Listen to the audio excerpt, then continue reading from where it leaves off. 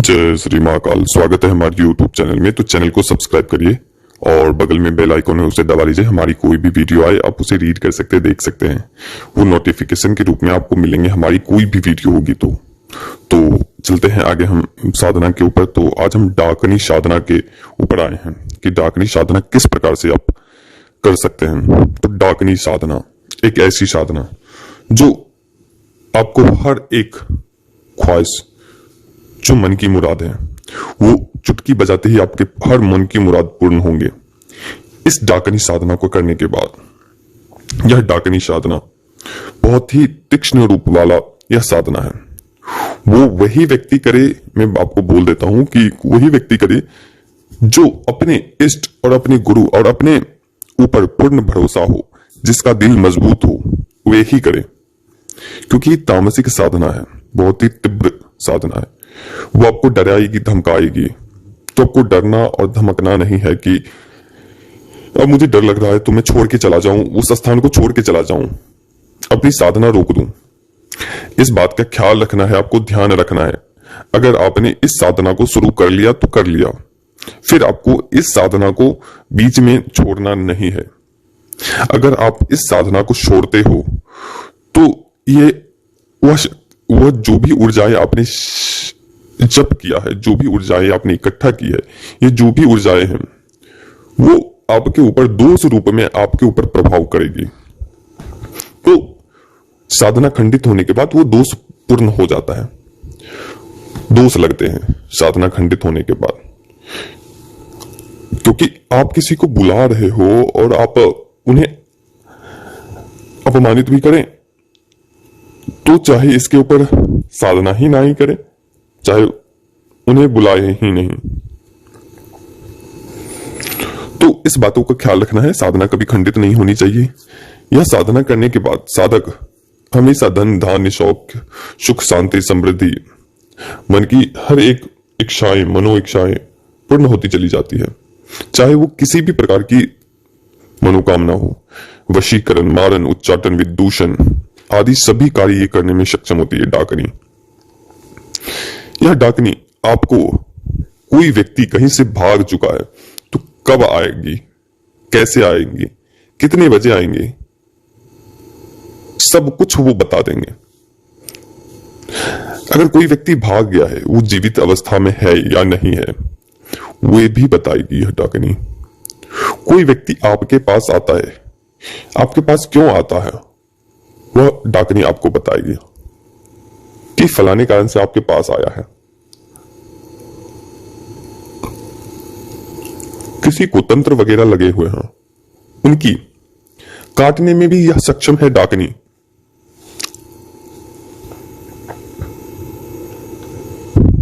तो इतनी शक्तिशाली यह डाकनी है।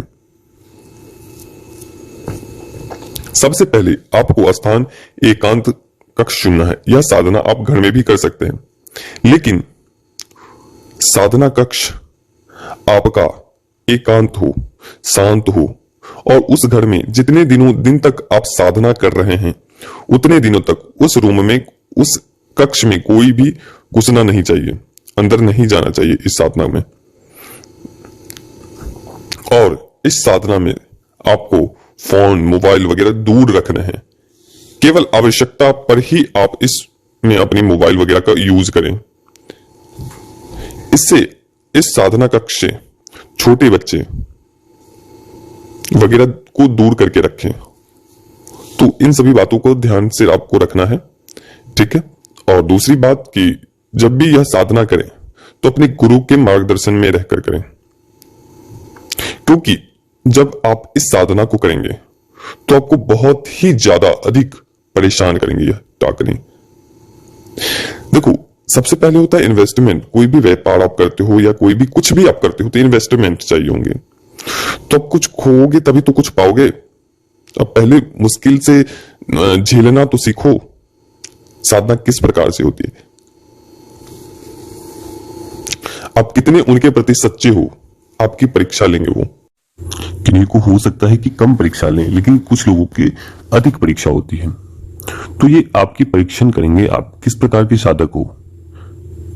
क्या आप ऊर्जा मिलने पर क्या आप उनका गलत यूज करोगे, क्या कुछ, तो वो अपने साधक को भी परीक्षण करते हैं, साधक को भी परीक्षण वो करते हैं कि हम जिसके पास जा रहे हैं वह व्यक्ति कैसा है, मुझे बुलाकर कहीं मेरा अपमान तो नहीं करेगा, मेरी शक्तियों का अपमान तो नहीं करेगा, मेरी दूतियों को तो कहीं अपमान नहीं करेगा।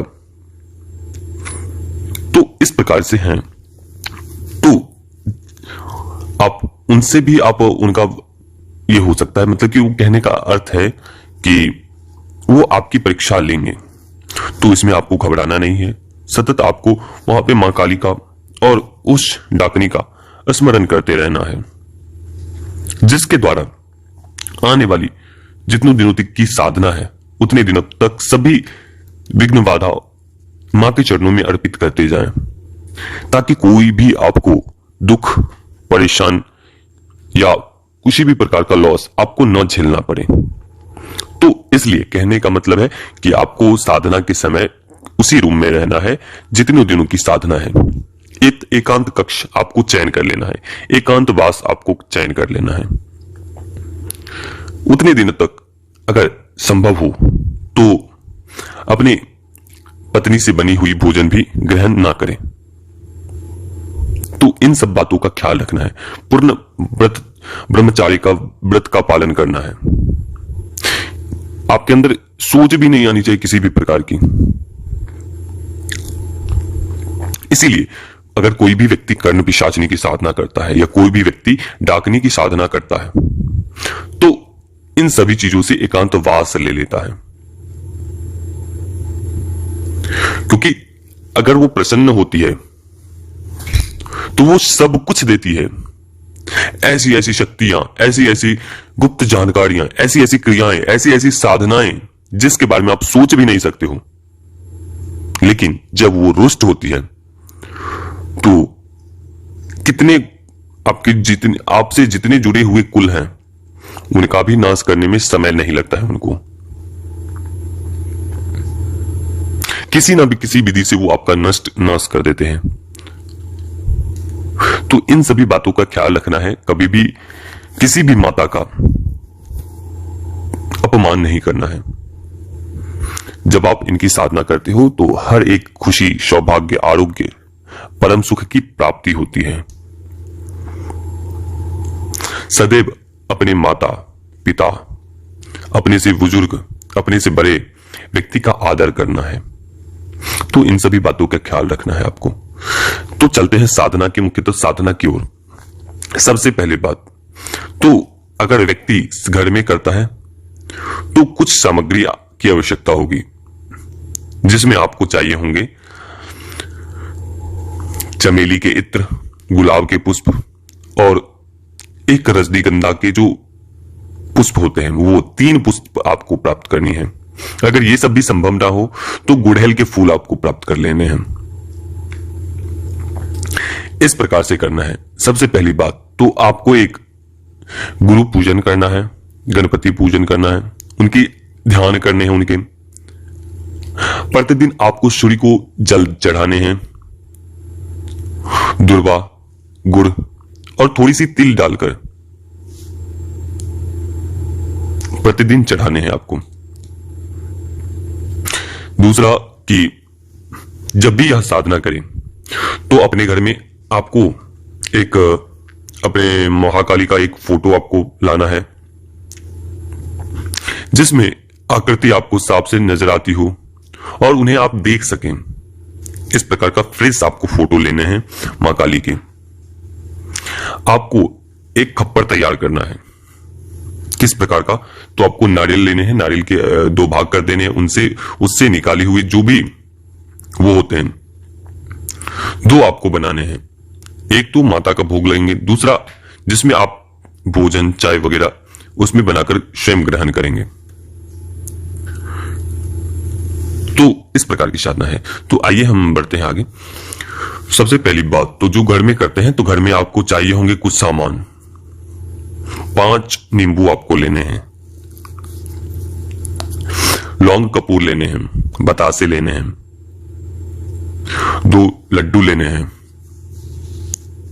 मिठाई आपको लेनी है।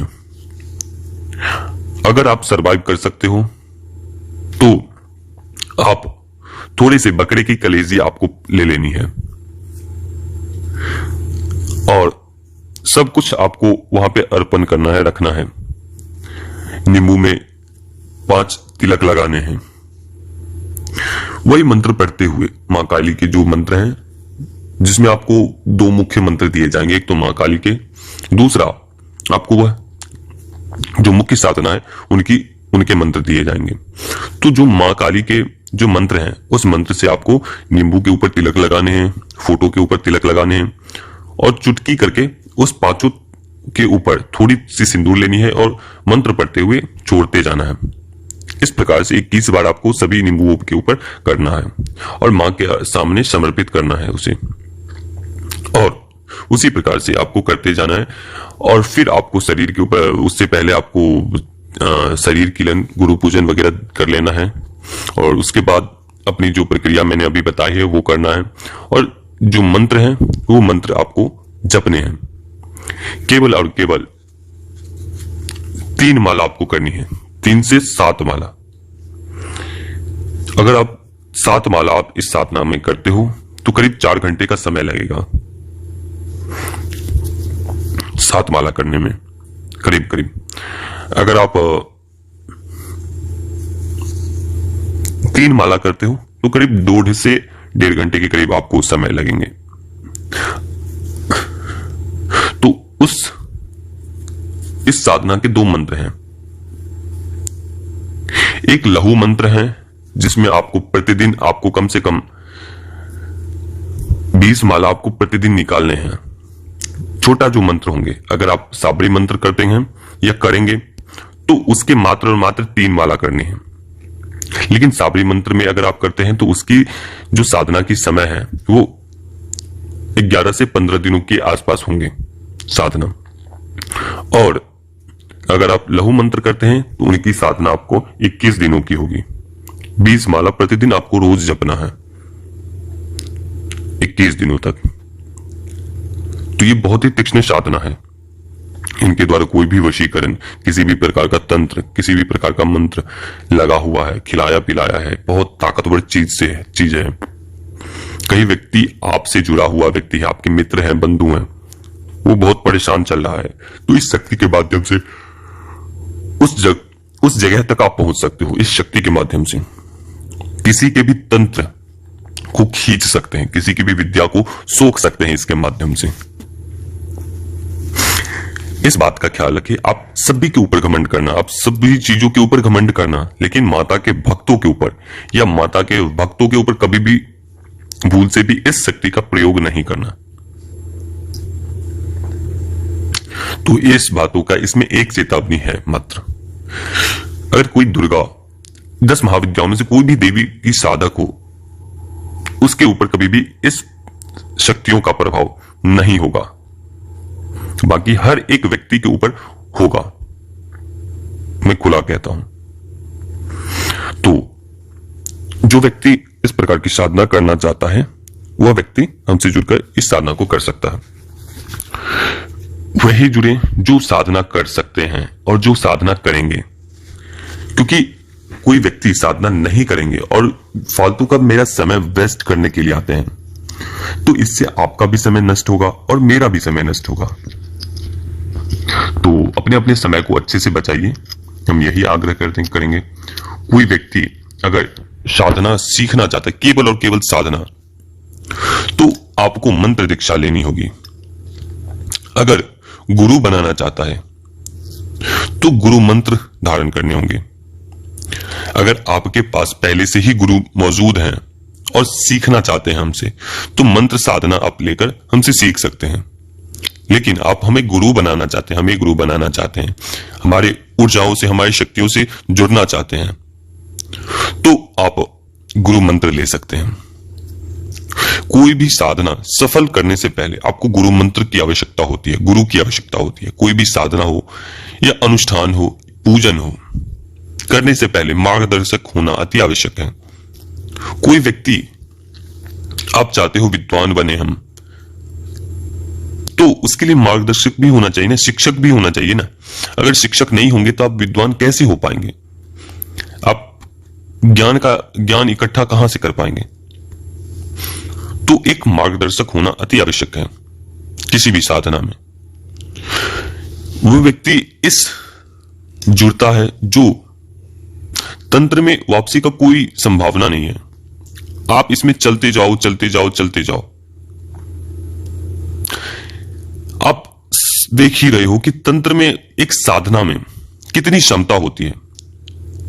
लोग किस प्रकार से मोहित हो जाते हैं किसी के ऊपर। तो जब आप साधना करेंगे तो वही शक्ति जो आज कुछ नहीं दे रही है, वही शक्ति सब कुछ आपको देगी।